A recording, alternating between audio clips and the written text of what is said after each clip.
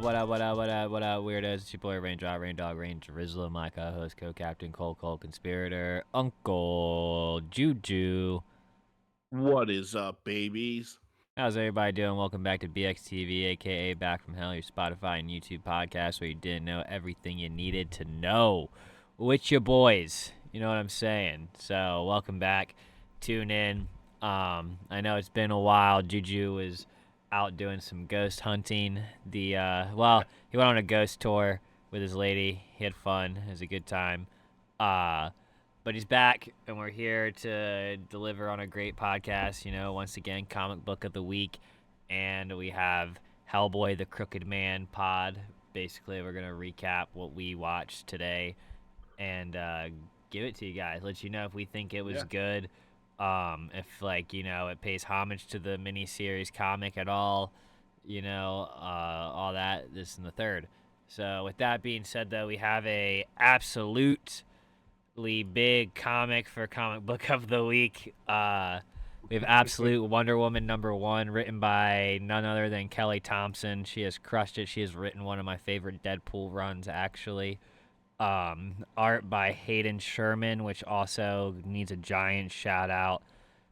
The art was banging. The cover A was by Jordi Belair and Hayden Sherman, so it was a combo. And the colorist is Jordi Belair. So it had a cover price of $4.99. Came out October 23rd. That was this past Wednesday. It was a 30-page count comic, and it was rated teen. And if you're not aware, what is Absolute Wonder Woman? What is Absolute Batman? What is Absolute this, that, and the third? What it is, they're stories that are in a different universe than the, regular, you know what I'm saying? Like the normal Batman, Yeah. Bruce Wayne, Diana, whatever. And their whole origin is different, like their age is different. Their main core values are pretty much the same, but everything, it's almost like the Ultimate Universe from Marvel, but done a little bit better, in my opinion. Yeah. But if you're not aware, there was an all-in DC special that happened, right before all this shit, all the Absolute books started coming out.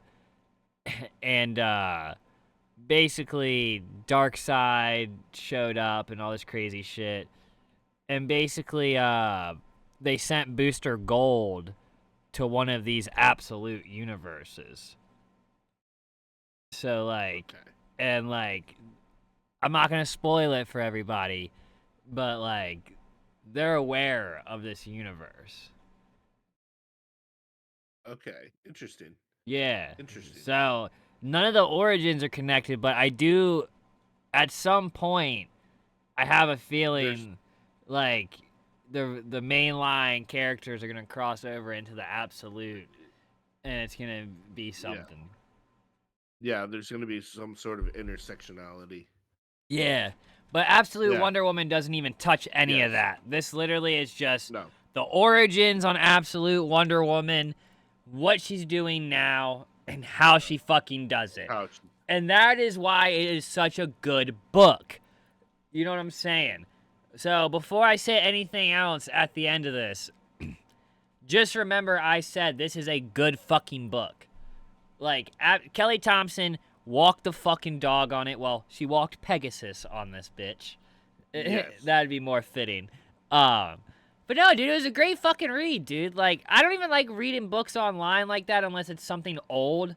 Like certain old books I like to read online because there's a lot of dialogue and it will just zoom in on the dialogue itself. And then when you're done reading the dialogue, it will zoom out. And sometimes it's not good, but I just all that. I'm dyslexic, so it just, when there's a lot of dialogue, it helps me. Mm-hmm. It helps for it to be close up.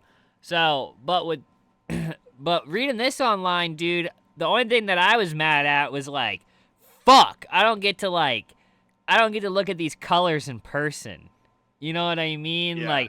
Like when you, spoiler alert, when you meet Pegasus, her flying demon skeleton. Yeah. Skeleton. It's basically a flying horse, but skeleton. Like if the four horsemen of the apocalypse had a flying horse. Yeah. Like that character design was so awesome. But Juju, do you want to give a quick laydown of what goes on in Absolute Wonder Woman? I feel like because Juju, I like this book, but this was way up Juju's alley. Like, yes. So it starts off on an island on the outskirts of hell, and Circe. I'm not sure what her comic book origin is, but I know from ancient Greek myth, Circe is the witch from the Odyssey. And she is being punished by Zeus.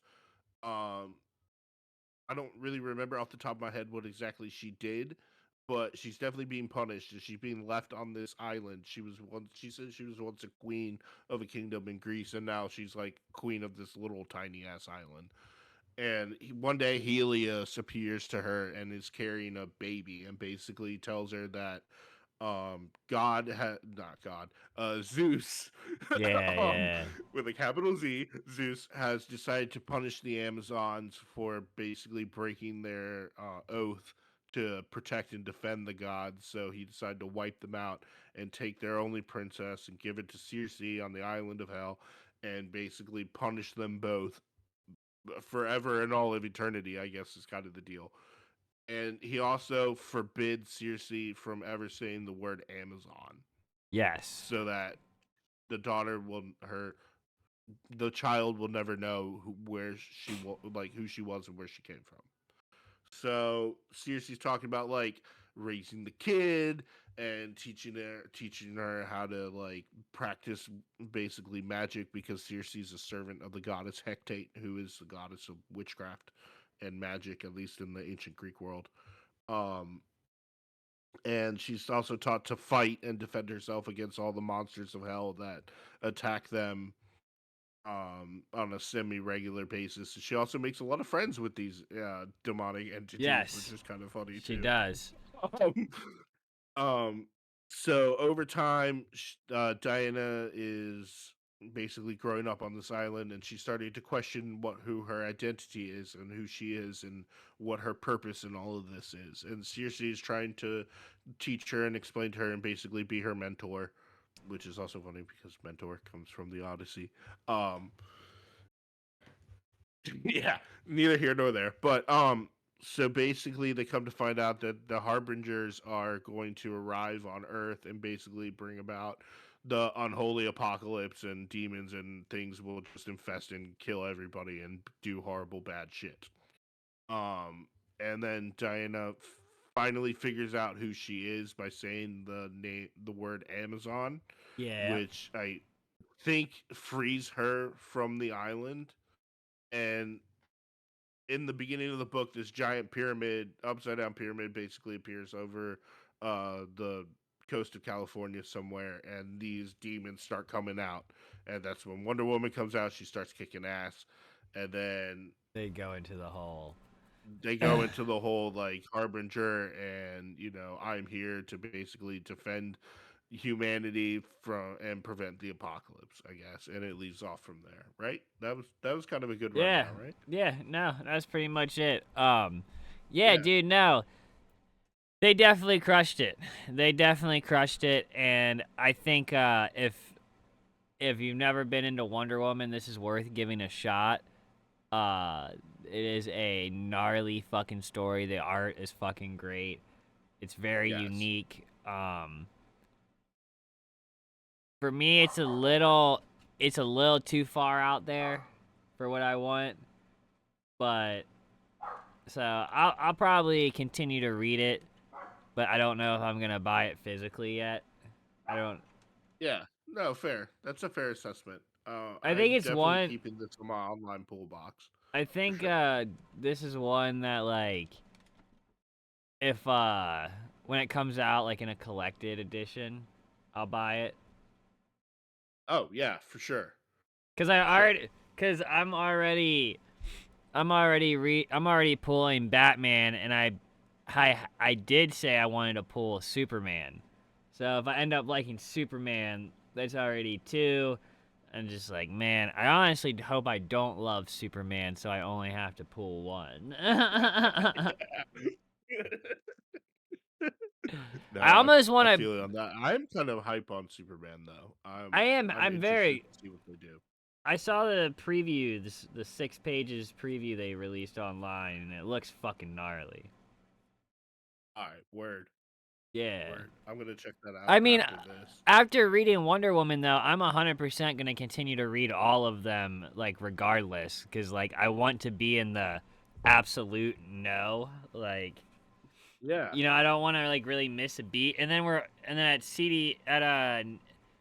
New York Comic-Con, they released that they're doing a Martian Manhunter absolute. Yes. Didn't I? And a Didn't Flash I one. kind of wish that into existence? Yeah. They're doing I don't know if it was at New York Comic-Con, but I know a bunch of shit was getting talked about. But I know Martian Manhunter's getting an absolute, and Flash is as like a teenager. So Nice. I mean, the absolute universe is only is only growing. So I mean, Like, keep up the good work, guys. yeah, and which Gotta be honest. I'm reading Batman, or I think I am. I think I got the most recent pull for Batman, like the ongoing 157 or 156, whatever it is. But I'm like really hoping like in the next few weeks something like starts like Something big happens. like tilts over like in this unit, like in the normal universe.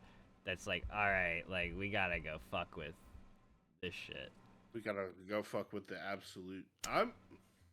I'm also kind of curious to see if there's going to be a possibility that the absolute characters themselves kind of like intertwine or intersect as well. I think that's like, I think they Um, will. I mean, like, I think that's like the whole point of it.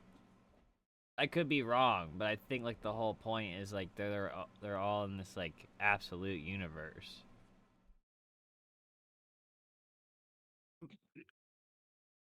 I'm I mean, because yeah, no, why would you that have wouldn't make people from the other universe already going and knowing about it and then not have any of them? I mean, maybe they're in. I don't know. We'll see. We'll see. I mean, to me, I was under the impression that they'd eventually somehow cross over. You know, like. yeah, and I feel like they probably will. Um, but again, it would be weird if they didn't. That's the thing. Like that would be a kind of a weird turn. I'd have to agree with that. What do you rate this? For being one of the very first Wonder Woman comics that I've ever read, I think I would give this a solid 9, in my opinion. We may disagree, but that's all kind of the whole point of this exercise, isn't it? The art was kick ass. I liked how they did their research into the Greek mythology. I liked how they referenced it as well. Everything made perfect sense as far as like the afterlife is concerned. Like, you know, in my mind, it's a big universe and there's a lot of things in it. So why not Christianity and ancient paganism? You know, I was gonna give it like a 9.2 all around. I thought it yeah, was dope. I've read a decent amount of comics who have Wonder Woman in it, so that I wouldn't say this is my first solo rodeo. But I've yeah, read a lot of comics that are like heavily Wonder Woman based, so I liked this version of her a lot. I thought it was banging as fuck. I think they're cooking, and I can't wait for Superman. DC's trying to make me broke and run out of comic space because these, like, from my understanding, they're all like ongoing. So like, who know? Like, Scott Snyder or whatever said he'll write this shit as long as he can. I think he's contracted for 2 years. So yeah, man, bang it out, bro. Make that cheese. I mean, 2 years. That's a lot of comics. Yeah. Oh But yeah. um, yeah. I mean, definitely think people should pull it, give it a shot. You know what I mean? Or at least wait for a collected version to come out, like a trade paperback to have like the first 7 issues, and then read it that way and see if you really like it. That's probably, you know. That's probably the safest way to go. Yeah. The first. But I'll even say, like, for non DC fans, this is kind of like a great, not really a great jumping off point, but it's a good take on the characters that's different from what everybody else has had. So you're kind of along for the ride as long as, like, as well as us old heads are concerned. You know what I'm saying? Yeah. You don't have to have like 300 issues to catch up. It's like a fresh start where everybody's starting at this line. You know? No, 100%. I kind of do recommend everybody read the All In special before you read it. It made a lot more sense to me once I read that. I was like, okay, so this is like, I mean, correct me if I'm wrong too in the comments on that shit. I was kind of confused, because I read it late. I don't know why I decided so long to read the fucking All In special, but I did. And it started connecting dots for me, and I was like, oh, okay, fuck me. I'm an idiot. Synapses started firing. Shit made sense. Clarity. But speaking of new things and kind of like on the mystical paranormal side of things, we have a brand new Hellboy movie to talk about. I mean, released this month. It's not brand new. It is being critiqued pretty hard by critics. It's Hellboy the Crooked Man. It's rated R. It's Jack Kesey starring as Hellboy, which I thought he did great. I loved him as Hellboy. Adeline Rudolph as Bobby Joe Song, who we'll get into that. Leah McNamara as Effie Kolb.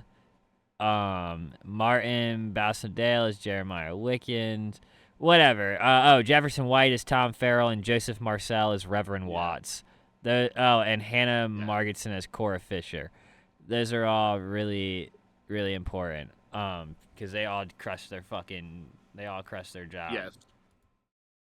But yeah, man, this was a $20 million budget. It was supposed to be released in theaters. It got only a European theatrical release. It got like $1 million from that, and then they decided to release it straight on streaming. And for like the first couple weeks, it was a $19.99 rental or buy. It was a $19.99 buy on YouTube, and a couple other places, and Amazon. Yeah. And now it's $6.99 to rent it for. Rent it. You have it for a month until you watch it, until you hit play, and then you have 48 hours to watch it. So, what was it, like an hour and 39 minutes? Wasn't that like? Yeah, it was like an hour and a half.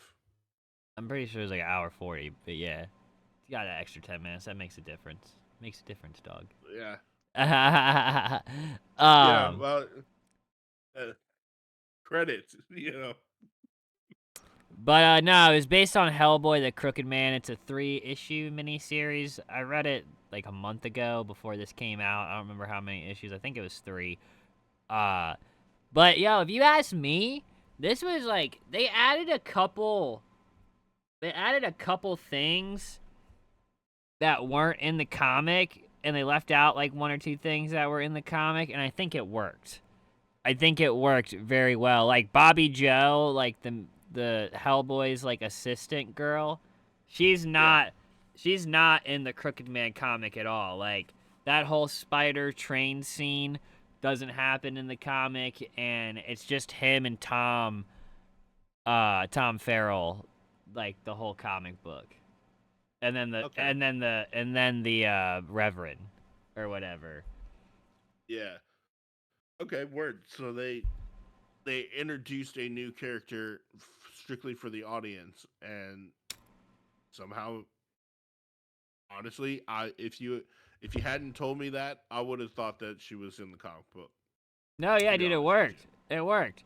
So yeah, if you guys don't know, Hellboy the Crooked Man is basically a Hellboy movie that takes place in like the 1950s in the Appalachian Mountains. Hellboy and Bobby Joe are on a train taking a package somewhere what happens to be this giant spider that's possessed by a demon, and it because where they're at is like in the mountains, like a super like paranormal, like fucked up witchy area. It like draws the spider demon to act out of pocket, and it basically starts fighting Hellboy on the train. And long story short, Hellboy and the spider get knocked off the train tracks with Bobby Joe. They lose the spider, and long story short, so we can talk about the movie, they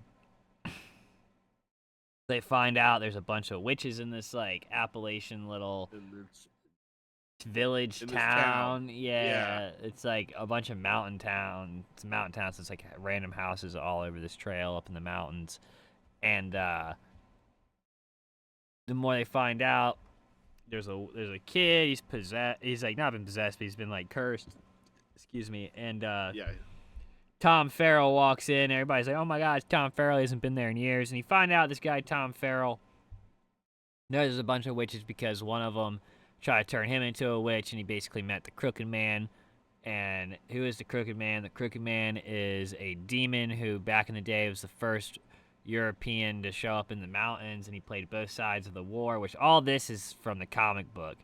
It sounds like it is, yeah. Yeah, it's all from the comic book. He played both sides of the war, basically hung him, and the devil sent him back up to collect souls, and every time he collects souls, he gets a copper penny. He gets a penny.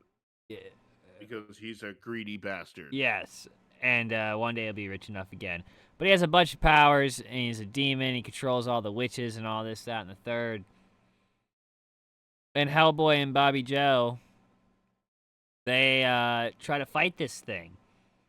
And man, if it is not a good movie. Like, there was like, obviously, like, there was a part or two that was like, all right, like, we could have done a little bit more here. But, I mean, it's also a $20 million budget. That sounds like a shit ton, but it's not. In movie money, that's nothing. That's, you know. I love the setting of it, though, in Appalachian, like, mountains. Like, it was awesome. And I love that it was very heavily reliant on the comic book. Like, you could tell Mike Magnolia worked on this shit with them and was like, nah, we're doing this shit this way. I feel like a lot of people who didn't like this didn't read the comic book. Or hasn't read a Hellboy comic book in general. And, cause, correct me if I'm wrong, this feels like the most comic accurate Hellboy we've gotten. Absolutely. And I'll be honest, I'm not shitting on Guillermo del Toro. And I'm not gonna shit on Ron Perlman. No, he did. I have his autograph on a Hellboy book. I know. I have him. I have Hellboy in Mexico #1 signed by Ron Perlman to Rainey. Ron Perlman. Yeah. I'm not gonna knock on David Harbour too bad. He got handed a terrible director to work with on his picture. So like all the stuff that went wrong with that movie, I lay squarely at Rob Marshall's hands. Yeah. This movie was exactly what I wanted from a Hellboy movie for the longest time. I wanted something like paranormal, less monster, Lovecraft, and not whatever Guillermo del Toro did in Golden Army, because that was genius too. But I wanted something ghost and paranormal. I wanted the world's greatest paranormal investigator to investigate something paranormal, and I got handed it in spades. When I tell you this, like, I honestly believe that all the witchcraft stuff, like, as unbelievable as it sounds, is rooted in a base reality. Like I read not an interview, but a thing, like an excerpt from Mike Magnolia, and I don't remember if it was to this book exactly, but he was talking about one of the books he was writing, and I think it was The Crooked Man. I think it's the excerpt in the beginning or some shit. Like, he just took, like, all the folklore books he had built up over the years, and he just took He started pulling and then just making up his own shit. Like... Yes. But, like, hold on, and that's why I think it's so good, is because he does not like rely on it being like historically accurate to like these Yes. ideologies and stuff like that. It's like, yeah, there's some influence, but it's also his Yeah. crazy creative mind creating all this Yeah, shit. and he's playing fast and loose. But specifically the witch balls, like Oh, that that scene, is that real quick, that yeah, scene where she tells you how to make it. They tell you how to make it in the book. So that's why I thought it was so yeah, cool that they literally did that like beat for beat, yeah. Beat like for beat. like Yeah. cuz like man, this is a comic book movie. Like you cannot if you go your homework is to read The Crooked Man now and tell me Yeah. if it was not like and what I tell you before this movie came out, before I saw it, if I get resolution for The Crooked Man, Or the Crooked Man. I will love it. And spoiler alert, There, you do. there's a, but also yet ambiguous too, because like we'll get to that too. But the thing I was trying to get at real quick, when she's talking about making the witches balls, that's exactly how you do a hex bag. Like Okay. all the nasty, disgusting shit, you boil it up and you take the bones and all that stuff, you wrap it up in a bag, usually with like a sigil on it, depending on what you're trying to do. And I'm not giving instructions, but it is exactly, and it functions exactly the same way. You either throw it at the person or you bury it in their fucking yard somewhere, or like you put it in a place where they're never gonna find it. It usually has to incorporate like a piece of them. Uh, I love the meticulous detail with that. I was like, yes, this is this gives my seal of approval for at least to a degree a little bit of authenticity. Yeah, And I mean, also like Appalachians believe in witchcraft. Like they're the descendants of the Scottish settlers who came to that land, leaving Scotland and bringing all of that with them. So like to this day, it's a completely different thing. It's not like Haitian voodoo or New Orleans voodoo. It's its own like traditions and culture and folklore and stuff. yeah, but it's also Mike Magnolia's twisted mind making up crazy Yeah, that's twist. also too. Yeah, Like, that's why it's so good. Like, I think you keep getting a little too lost in like the influence of it and not praising what he created of no, it. no.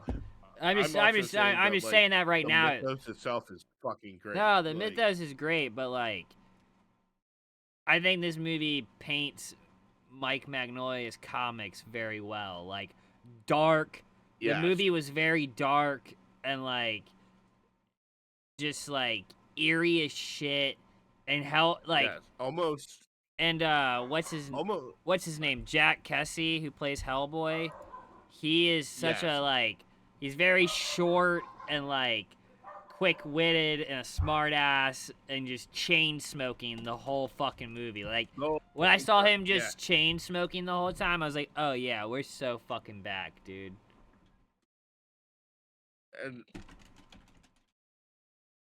and seriously, it is exactly the like a comic book movie. I don't see what the critics are talking about.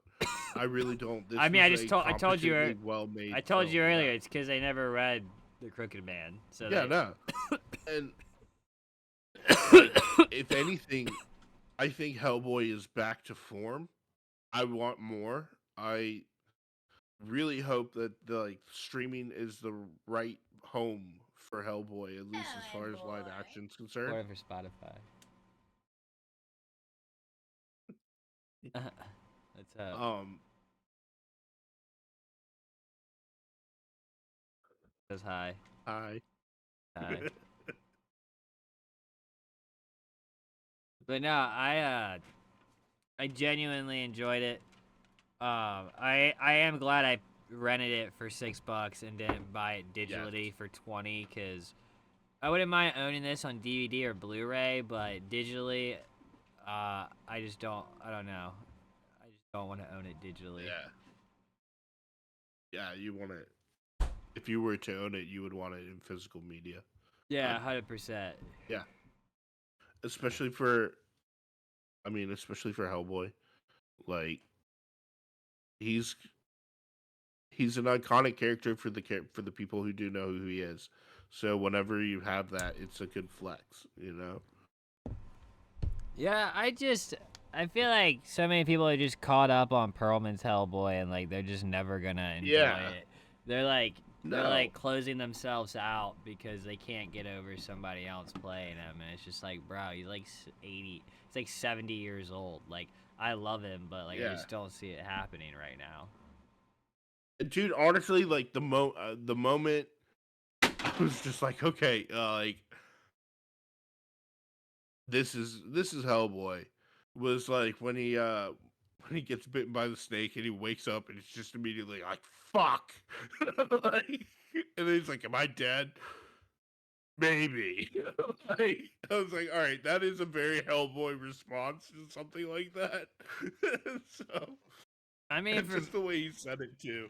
I mean, for me, it was just it was like how he was very short with what he said, but he cussed and he was just like, you know, changed. He's just being Hellboy. It felt fitting, and I loved it, and I really do hope somehow we get more of it. I hope there's more people like us who are gonna speak out and be like, yo, if you like the Crooked Man comics, you should watch this movie, or if you like just like Hellboy in general. Yeah, if you're a Hellboy fan, like again, like everything felt exactly like the comic book, in my opinion. Yeah, the one thing I didn't like is they didn't really explain the whole thing with Bobby Joe or whatever her name is.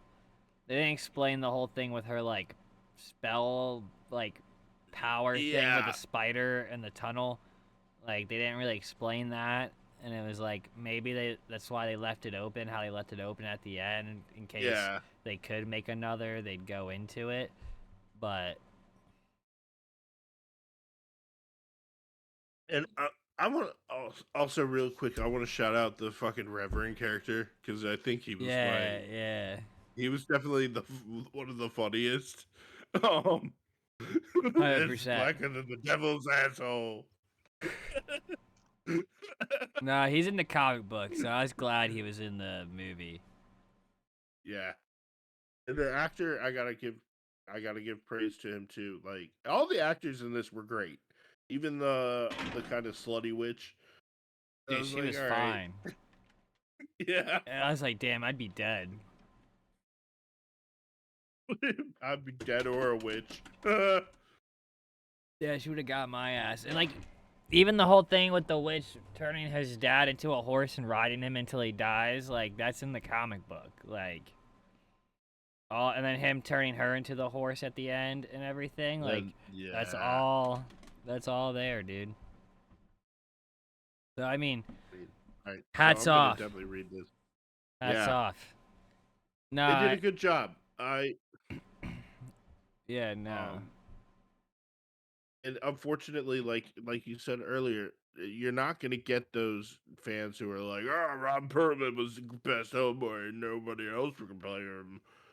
But to the casual comic book fan, or even like a heavy duty Hellboy reader, this is a perfect movie. I think it's more of the heavy. I think it's more of the heavy duty comic book reader that will appreciate this, because I think if you've read the books, there's no way you won't appreciate this. At least in my opinion. Yeah. Maybe I'm crazy, but that's how I felt. Yeah, it's definitely it's different than what the casual Hellboy fan is used to. The casual Hellboy fan's used to Ron Perlman, so yeah, that's why I don't really agree with that so much.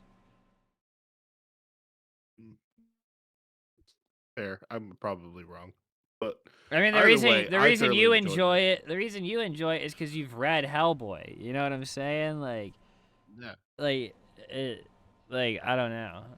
That's what I truly believe. I believe if you've read Hellboy, you'll enjoy this. But what do I know? You know, like what the hell do I know? What do you know, Radio? I know a few things, you know.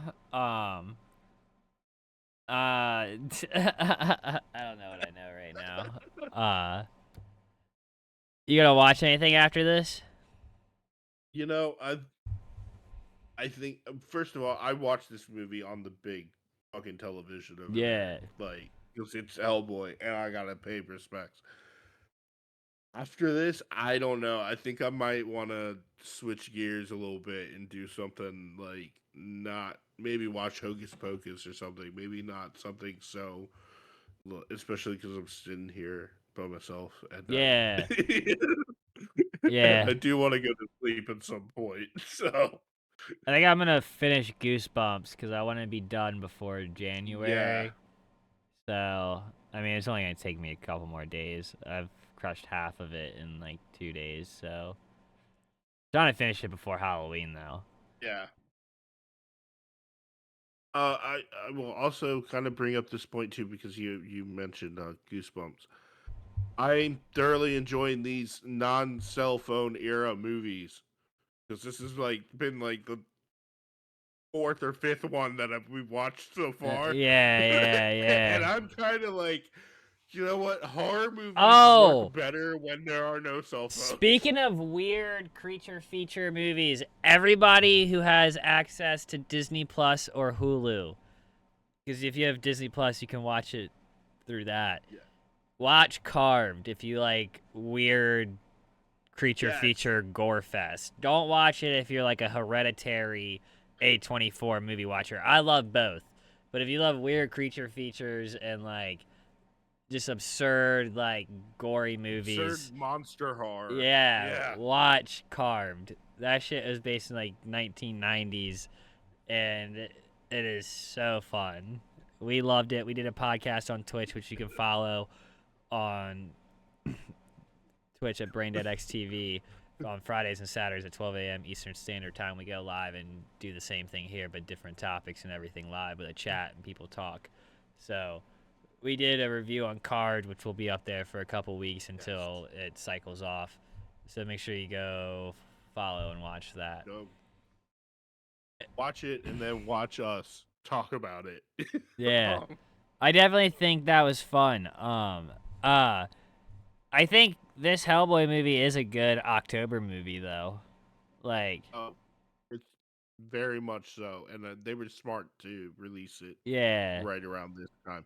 Because if I remember correctly, both Hellboy and Hellboy 2 were summer blockbusters. Okay. Yeah, Um, this was like with the but witches and yeah, all that shit. Like it made mm, sense. It made sense. Made so much sense. Yeah, I was oh thinking yeah, either watching Goosebumps. I told myself I was gonna watch Blade 2 or Lost Boys, but I low key want to throw in the first TMNT Ninja Turtles because I just got it on VHS. My favorite yeah, one. do that, man. My favorite one is The Secret of the Ooze, the second one. But Yes, I don't have that yet, so I'm probably just gonna rewatch the first one because I watched the first one not too long ago. So yeah. I gotta ask you real quick then, since you brought that up, like it's funny how many like we've seen like all trilogies and stuff. How many of them is it like the second movie is in your opinion better than the first one? wait, say that You again. know, My girlfriend texted like me. oh, you're good. Like when these movie series that we watch, like especially trilogies, like how many of them in your opinion is like okay, the second one is definitely in my opinion better than the first one. So a lot of them, I think it's just that in the second movie, you finally get to see these characters like breathe a little bit. There's not this like 30, Yeah, 40-minute backstory intro thing going down. And then like usually in the second movie, they like get to really like shine as characters, and I think that's why I like TMNT so much, the second one, because it's just like them being the turtles to the, and that's why the yeah, third one is so fun because they just go back in time and like it's so far out there. yeah, But Blade 2, same kind of ordeal, you know what I mean? yeah. And then I mean for other movies though, it's not always true, you know, like No, they're yeah. But like, I'll throw one out there for you. I personally like everybody loves the first Back to the Future. I honestly like Back to the Future too a little bit more because they go into the future. They actually give you a view of like what future society would be, and then they go back to the present that's all fucked up. Then they go back to the first movie and like kind of do like the first movie from a different point of view. I thoroughly enjoyed it more than, and honestly, I don't really care too much for Back to the Future Part 3. It just if you were gonna do a time travel story, there's a better time period than the West, in my opinion. But I get it; they wanted to do Hill Valley, fine. Um, Batman Returns, loved it more than I like the first Batman. And don't get me wrong, I do like Batman '89, but yeah, there's something about the Tim Burton-ness about that movie. Do you feel the same way about the Dark Knight trilogy, though? No, right? Oh, well, yeah, second movie's better. Yeah, fuck. Yes. Bane's the third movie. I always forget fucking Cillian Murphy is in the first one. Fuck, the Joker isn't the first. Heath Ledger isn't the first movie. So yeah, it's even true for that. You never start the Dark Knight with Batman Begins. You always start it with the Dark Knight, or like, I don't know about you, but like my personal favorite out of the 3 Indiana Jones movies, and there are only 3. and 4 and 5 can fuck off, in my opinion. I prefer Temple of Doom. I like the story Temple more. of Doom as I thought Temple of Doom was, in my opinion, like Steven Spielberg hates that movie real quick. Like he did not have a good time. Like Spielberg and Lucas were both getting divorced at the time, and these were like high profile, like vicious divorces. And so they turned it in Indiana Jones into a fucking horror movie to like kind of vent out their frustration. So like he doesn't really like that movie. I think it's fucking better than Raiders of the Lost Ark. Like, and then I didn't really care too much for Temple of Last Doom Crusade. the one where they rip out the dude's chest or whatever? Yes. Yeah. Yes. That's the one I remember watching all the time growing up. Yeah, that was the first one that I saw. I always thought Temple of Doom was the first Indiana Jones movie.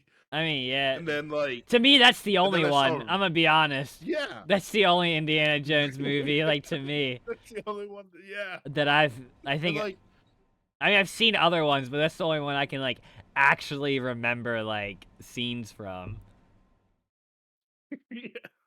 Yeah, because it was so fucking memorable. Like, or dude, like, fucking, Two Towers. Yeah. Two Towers, I will be honest with you, I loved Fellowship of the Ring, and that was my favorite for a very, very long time. But as an adult, Two Towers is fucking genius. And Return of the King is great in its own right. But in that series, I'm going to watch the Two Towers before I watch the other two. No, I can agree with that. And Desolation of Smaug is the same thing. I really didn't care for the Hobbit movies, to be honest with you. But that's the fucking, like, all the shit with the dragon was genius and brilliantly done, in my opinion. And it's just a better movie out of that trilogy, to be honest. I think of a T2. Fucking T2 is light years better than the first movie. That is very true. That is very, very true. I do love T2 a lot. Okay. Predator 1 or Predator 2? Oh, fuck. Which one's Predator 2? Predator 2 is the one where they're in L.A. In, like, downtown L.A. Predator 1. And that's where they have the... Predator 1. That's where they have the... I watched Predator 2, like, 6 months ago, and, like, it's fun, but, like, it's not that great. It's not that great of a movie, dude. Predators, on the other hand, is fucking great. Yeah, that's a great movie. With the samurai and shit. Yeah. Not the samurai, but the Yakuza member, and he goes all samurai on him. That was a gangster-ass scene, bro. I remember when we reviewed that. Or we watched it. Didn't we watch it on Kick? I think we did watch it on Kick. We did watch that on Kick. So. Yeah, we watched that live I on like, um, that movie. I didn't know Adrian Brody was in it when I saw it, and I was like, "Oh, it's that guy," and I was like, "Oh, he's actually good. All right, you earned your Oscar, bro." Yeah, Like, yeah, no, dude, he crushed it in that movie too. He crushes it in most things he's in. He's a pretty yeah, damn good actor, dude. I only knew him originally from uh The Experiment on Netflix. That movie with Forrest Whitaker. It's based off of that prison project yeah, experiment. the Stanford Prison Experiment. Yeah, yeah, it's based off of that. Yeah, He was fucking crazy good in that. That's where I was like, he's the Netflix guy, and then he started getting yeah. a whole bunch of other roles. I knew him from. I saw The Pianist. Um, when it came out in theaters because my dad was like, "It's a Holocaust movie. We're going." So like, I knew him from that and The Village. Yeah, he Which was in The Village. say Fuck, what fuck, say he what you was in want The about that Village. movie. I enjoyed The Village because I for did as a like the kid. for, I never seen it as an yeah, adult. When I was a kid, it scared the fuck out of me. Dead ass. yeah, Signs scared the shit out of me too. So like, don't worry, we've been there with M Night, you know. Yeah, yeah. But like, The Village was one of those where I was like, this is fucking awesome. But I also liked where they played with the idea that the monsters that the villagers created to keep the people in the village at one point or another were based off of something that could have happened. Because they said Yeah. like there were creatures in these woods, but they're not there anymore. So I'm Yeah. like, what the fuck were they? You Yeah, know? yeah, yeah. God, dude, yeah, that movie gave me chills as a kid, bro. I'm not even gonna lie to you. But fuck, dudes. It's been a Yeah. good time. It's been a great night. My girlfriend's texting me. She doesn't feel good. She's been drinking, so I gotta go hold her hair. So, Oh. yeah. Oh, good luck, So, man. I'm sorry. yeah, no, it's all good. Make sure you follow us on YouTube and Spotify. Like, comment, and subscribe if you're on YouTube. And if you like to see us live, we're on Twitch every Friday and Saturday at 12 a.m. Eastern Standard Time. Same name, BrainNet XTV. You dig? So remember, never offended, always recommended. Go to your local LCS. Shout out Velocity. And later.